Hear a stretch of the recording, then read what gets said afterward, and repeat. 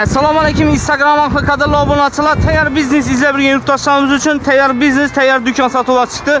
Lokatsiyalari Urganch shahar Zanalli bo'ladi. Orientatsiya yo'l ustida joylashgan 50 kvadrat metrga ega bo'lgan, ishi ko'rib turganlarsiz.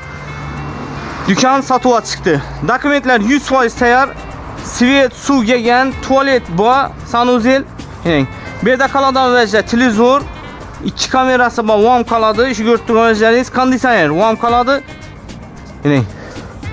Bu kiyim-kechaklar ikkitaladi, oyna tarafdagi parda qoladi aziz yurtdoshlar.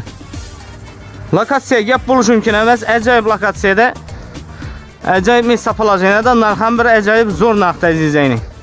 Yana tualeti, unda konditsioner qoladi. Kameralar qoladi azizlar.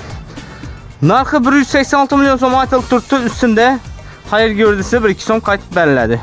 Bemalol aloqa chiqaverasiz, 50 kvadrat metrga ega bo'lgan do'konni ko'rib obzor qilib chiqdik.